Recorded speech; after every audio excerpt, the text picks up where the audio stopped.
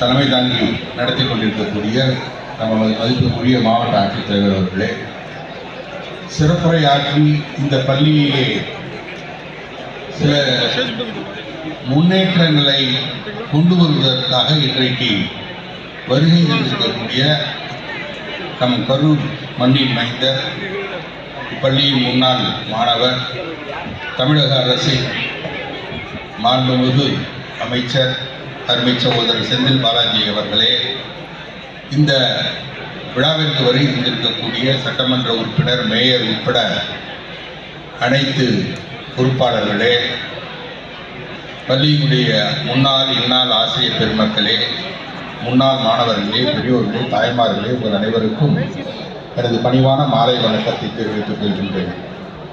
ஏறத்தாழ 133 ஆண்டுகள் இந்த பள்ளி கல்வி சேவையிலே தடையில்லாமல் லட்சத்திற்கும் அதிகமான மாணவர்களுக்கு கல்வி தந்து அவர்களை வாழ்க்கையிலே முன்னேறுவதற்கு ஒரு பெரிய வழிகாட்டியாக இருந்தது என்று கூறினால் அது மிகையாகாது. இந்த பள்ளியிலே படித்தவர்கள் பல்வேறு பொறுப்புகளை, அரசு பொறுப்புகளிலும் சரி, ஆட்சி பொறுப்பு இருக்க முடியாது.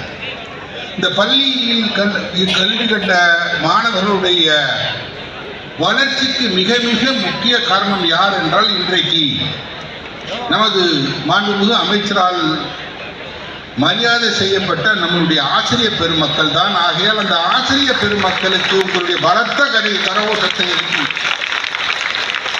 அவர்களுக்கு இந்த நேரத்திலே நம்முடைய நன்றி உணர்வை காட்ட வேண்டிய கட்டாயத்திலே நாம் அனைவரும் இருக்கின்றோம்.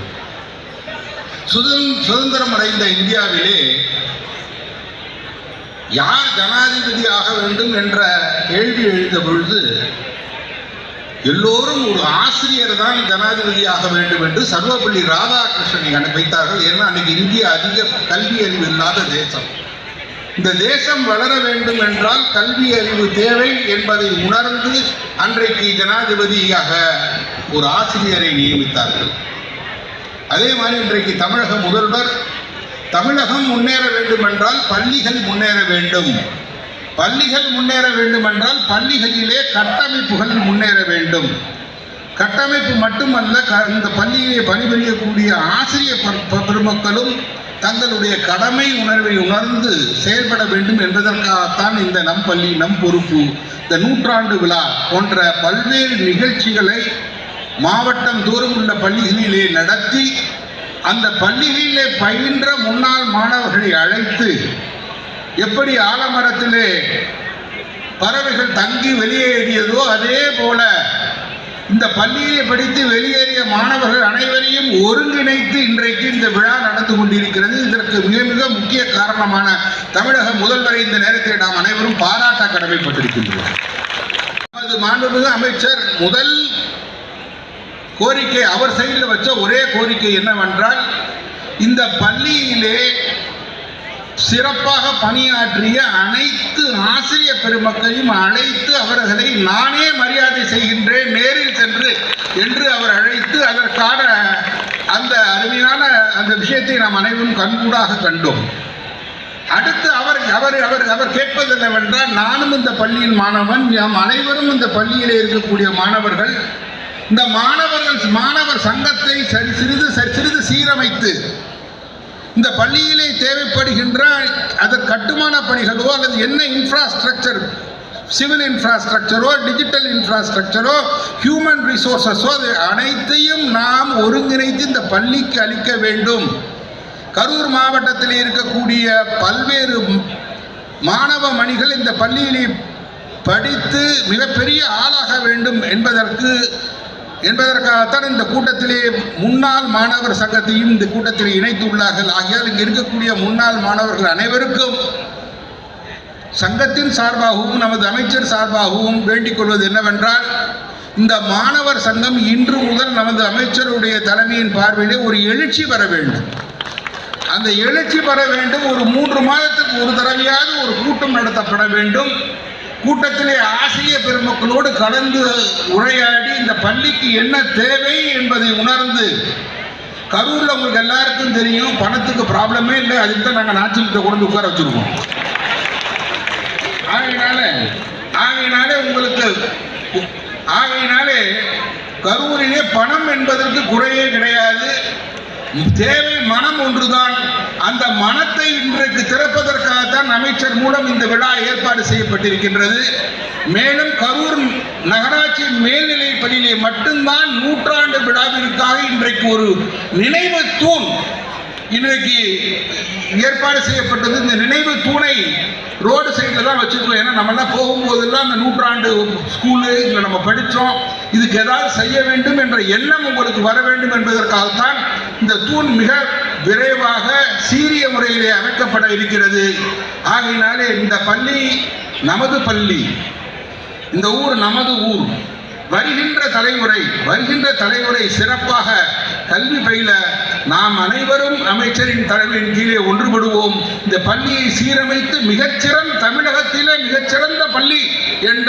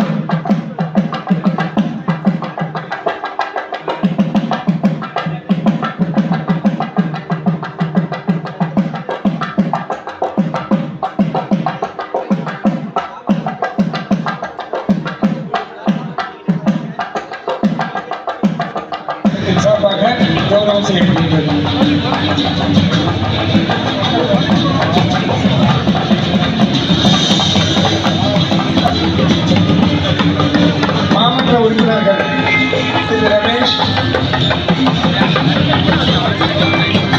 வளர்மதி சம்பத்,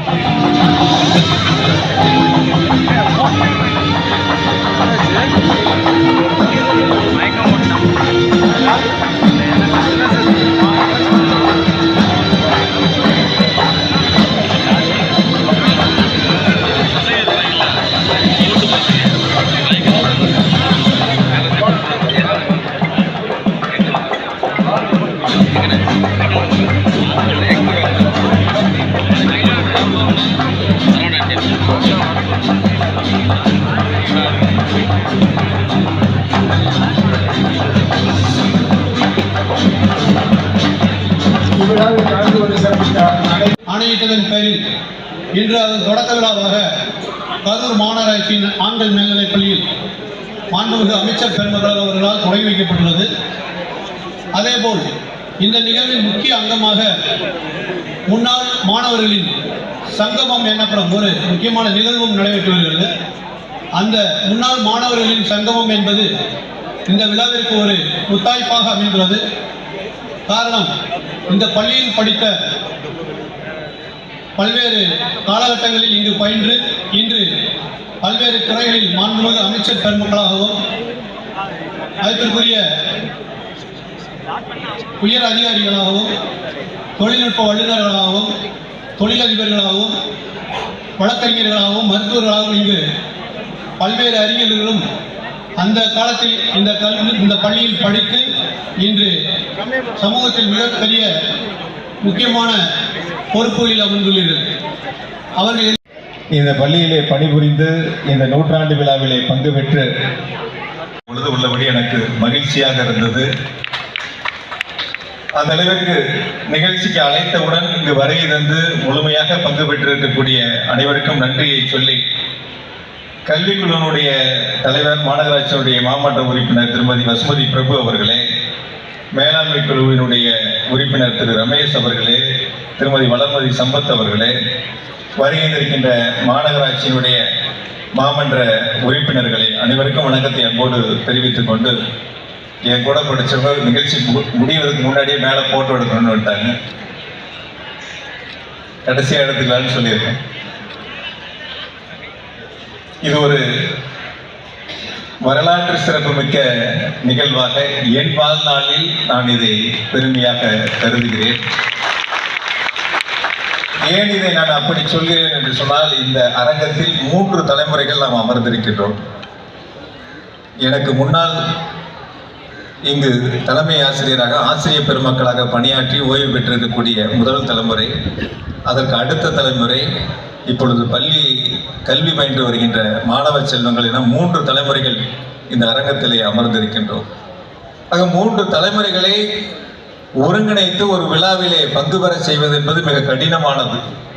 அதற்கான முயற்சிகளை முன்னெடுத்து மிக சிறப்பாக இந்த பணிகளை செய்திருக்கக்கூடிய அன்பிற்குரிய, முதல்ல அவங்கள நான் பாராட்டியிருக்கணும்.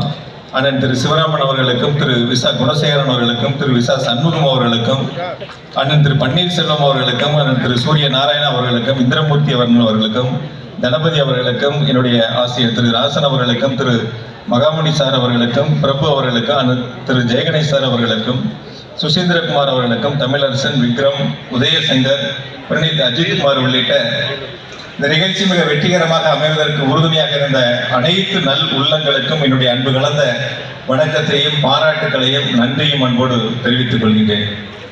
ஏறத்தாழ 100 ஆண்டுகளை கடந்து மிக எழுச்சியோடு நடைபெற்றுக் கொண்டிருக்கக்கூடிய பல வரலாற்று சிறப்புமிக்க தலைவர்களை உருவாக்கிய பள்ளி, அரசு அதிகாரிகளாக, நீதிபதிகளாக, வழக்கறிஞர்களாக, தொழில் முனைவோர்களாக, பொறியாளராக, மருத்துவராக, இப்படி ஒவ்வொரு துறைகளிலும் நூற்றுக்கணக்கானவரை உருவாக்கி இருக்கக்கூடிய இந்த பள்ளியில் நாமும் குழந்தை பருவத்திலே காலடி வைத்து கல்வியை பயின்றோம் என்று நினைக்கின்ற பொழுது, இந்த பகுதியிலே நாம் செல்லுகின்ற பொழுது பள்ளியை திரும்பி பார்க்காமல் நம்மால் செல்ல முடியாது. எத்தனை மனதில் இருக்கக்கூடிய சிந்தனைகளோடு சென்றாலும் கூட பள்ளிக்கு இந்த சாலையில் செல்கின்ற பொழுது ஒரு கணம் நாம் பள்ளியை திரும்பி பார்த்து நாம் படித்த பள்ளி கம்பீரமாக இருக்கிறது, நம்மை உருவாக்கி ஆளாக்கிய பள்ளி என்ற உணர்வு நம் மனதிலே எழும். சில நேரங்கள் நாம் படிக்கின்ற பொழுது ஆசிரியர்கள் நம்ம இடத்திலே கண்டிப்பாக நடந்து கொள்வார்கள். அப்பொழுது நாம் நினைப்போம், என்ன இந்த வாத்தியார் நம்ம ரொம்ப கண்டிஷன் போடுறாங்களே. இப்ப அதை நம்ம உணர்கிறோம், நமக்காகத்தான் நம்மை அவர்கள் உருவாக்கினார்கள், நம்மை செதுக்கினார்கள். நாம் ஒரு உயர்ந்த நிலைக்கு செல்ல வேண்டும் என்பதற்காக நம்மை கண்டிப்போடு வளர்த்தார்கள். நாம் நல்ல முறையிலே தேர்ச்சி பெற வேண்டும் என்பதற்காக. எந்த ஒரு சமுதாயமும் இருக்கிறதோ, ஒரு தொழில் முனைவோர் தன்னிடத்திலே பணிபுரியக்கூடியவர் தான் ஒரு தொழில் அதிபராக உருவாகின்ற பொழுது சிறு பொறாமை வரும். நம்ம இடத்திலே பணியாற்றியவர் நமக்கு இணையாக ஒரு முதலியாளியாக உயர்கிறானே என்ற பொறாமை இருக்கும். என்னதான் மனதில் வாழ்த்து சொன்னாலும் கூட உள்ளுக்குள் அவருக்கு ஒரு சிறு பொறாமை இருக்கும். ஆனால் உலகத்தில் பொறாமைப்படாத ஒரு இனம் என்று சொன்னால் அது ஆசிரியரிடம்தான். தன்னிடத்தில் படித்த ஒரு மாணவன், தன்னிடத்தில் படித்த ஒரு குழந்தை, படிக்கக்கூடியவர்கள் இதில் நல்லவர்களை நாம் தேர்ந்தெடுத்து உயர்ந்த நிலைக்கு அவர்களை அனுப்ப வேண்டும் என்று தன்னுடைய பணிபுரியக்கூடிய ஆயுட்காலம் முழுவதுமே மாணவர்களுக்காக, தன்னுடைய குடும்பத்தில் இருக்கக்கூடிய குழந்தைகளுக்கு செலவிடக்கூடிய நேரங்களை விட அதிகமாக தன்னிடத்திலே படிக்கக்கூடிய மாணவர்களுக்காக செலவழிக்கக்கூடிய நேரம் என்பது ஆசிரியர்கள் ஒதுக்கி இருக்கிறார்கள். அந்த அளவுக்கு அர்ப்பணிப்புணர்வோடு பணியாற்றி இருக்கக்கூடிய ஆசிரியர் பெருமக்களுக்கு என்னுடைய பாதமணிந்த நன்றி என்போடு தெரிவித்துக் கொள்கின்றேன். நம்முடைய தமிழ்நாட்டினுடைய முதலமைச்சர் மாண்புமிகு தளபதி அவர்கள் பள்ளி